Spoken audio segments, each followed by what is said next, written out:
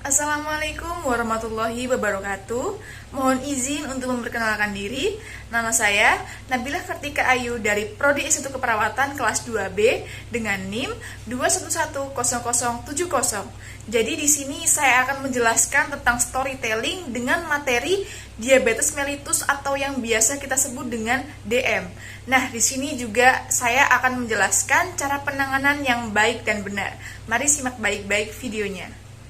Diabetes mellitus atau DM adalah penyakit kronis yang terjadi akibat pankreas yang tidak mampu menghasilkan insulin yang cukup atau ketidakefektifan tubuh dalam menggunakan insulin. Salah satu faktor dari diabetes mellitus adalah gaya atau pola hidup yang tidak sehat. Salah satunya adalah makan makanan yang salah, obesitas, berat badan menurun drastis. Diabetes mellitus ini diklasifikasikan menjadi dua bagian, yaitu klasifikasi klinis dan klasifikasi resiko statistik. Tipe 1 yaitu IDDM atau Insulin Dependent Diabetes Mellitus disebabkan oleh destruksi sel beta akibat autoimun. Tipe 2 yaitu NIDDM Non-Insulin Dependent Diabetes Mellitus yang disebabkan oleh kegagalan relatif sel beta dan resistensi insulin.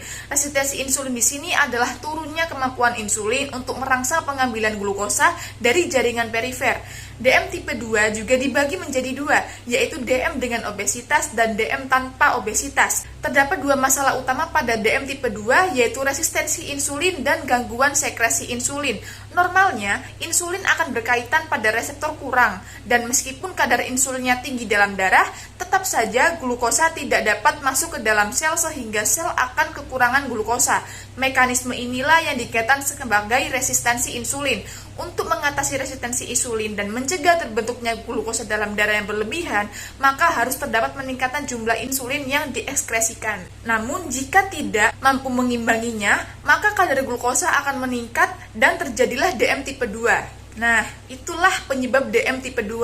Sekarang kita masuk ke DM tipe 1. DM tipe 1 pada diabetes tipe 1 yaitu terdapat ketidakmampuan pankreas menghasilkan insulin karena hancurnya sel-sel beta pulau Langerhans. Hal ini menimbulkan hiperglikemia puasa dan hiperglikemia postprandial dengan tingginya 22 konsentrasi glukosa dalam darah, maka akan muncul glukosaria atau glukosa dalam darah, dan ekskresi ini akan disertai pengeluaran cairan dan elektrolit yang berlebihan atau diuresis osmotik, sehingga pasien akan mengalami peningkatan dalam berkemih atau poliura dan rasa haus yang berlebihan atau polidipsia.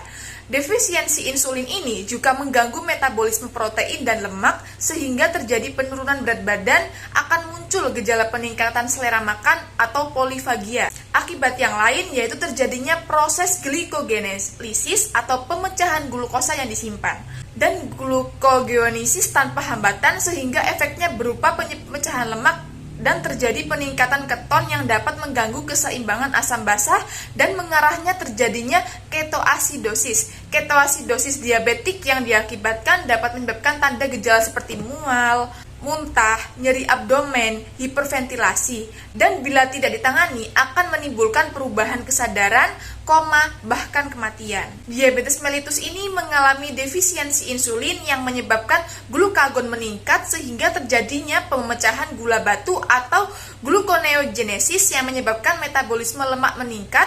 Kemudian terjadi proses pembentukan keton atau ketogenesis. Terjadinya peningkatan keton ini akan menyebabkan ketonuria atau keton yang di dalam urin dan kadar natrium menurun serta pH serum menurun yang menyebabkan asidosis.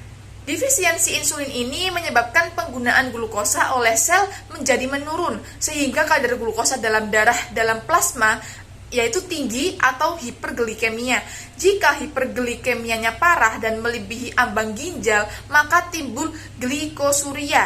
Glikosuria ini akan menyebabkan diuresis osmotik yang meningkatkan pengeluaran kemih, yaitu sering bolak-baliknya kamar mandi, dan timbulnya rasa haus atau polidipsi sehingga terjadinya dehidrasi. Glukosuria ini menyebabkan keseimbangan kalori negatif sehingga menimbulkan rasa lapar atau polifagfi. Penggunaan glukosa 26 oleh sel menurun akibat produksi metabolisme energi menjadi menurun sehingga tubuh menjadi lemah.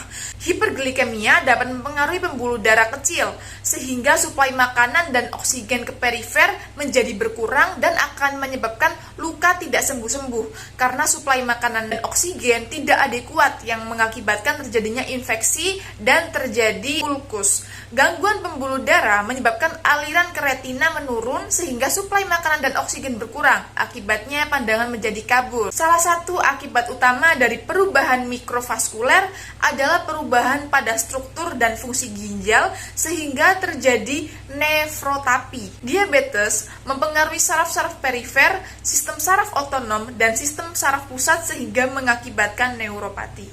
Nah, storytelling atau jalan penyakit diabetes mellitus sudah saya jelaskan. Di sini waktunya saya untuk mengedukasi bagaimana cara perawatan diabetes mellitus dengan tujuan mempertahankan stabilan kadar gula darah, meningkatkan kualitas hidup pasien diabetes mellitus, serta mencegah komplikasi akibat diabetes mellitus. Nah, sekarang kita masuk ke tata cara. Tata cara yang pertama yaitu olahraga atau aktivitas fisik semampunya. Yang kedua adalah perencanaan makan atau diet diabetes mellitus. Yang ketiga yaitu minum obat secara teratur, obat anti diabetes mellitus ya. Yang keempat, menjaga kebersihan gigi dan mulut setiap hari. Yang kelima, cek tekanan darah dan kolesterol. Yang keenam, stop merokok. Yang ketujuh, menjaga kebersihan kuku. Terus cek adanya nyeri dan bengkak pada kaki. Nah, itu adalah tata cara yang bisa saya berikan untuk mengedukasi pasien-pasien diabetes mellitus. Selanjutnya, saya akan menjelaskan hal-hal yang perlu diperhatikan untuk pencegahan diabetes mellitus. Yang pertama, yaitu batasi penggunaan gula. Yang kedua, batasi makan makanan yang mengandung jeroan, alkohol, seperti sarden, burung dara, emping, atau tape. Yang ketiga, yaitu hindari makan makanan yang berlemak dan hindari makan makanan yang mengandung telur, keju, kepiting, udang, kerang, cumi-cumi, susu, serta santan. Yang keempat, kontrol berat badan setiap minggunya. Yang kelima, hindari konsumsi garam yang berlebihan. Yang keenam, stop merokok. Yang ketujuh, olahraga teratur. Dan diingat ya, semampunya saja. Yang kedelapan, hindari stres. Yang kesembilan, stop minum minuman beralkohol. Yang terakhir, check up secara teratur. Baiklah, storytelling atau perjalanan penyakit tentang diabetes mellitus serta edukasi cara perawatan pada pasien diabetes mellitus sudah saya berikan. Di sini saya izin undur diri. Saya pamit. Wassalamualaikum warahmatullahi wabarakatuh.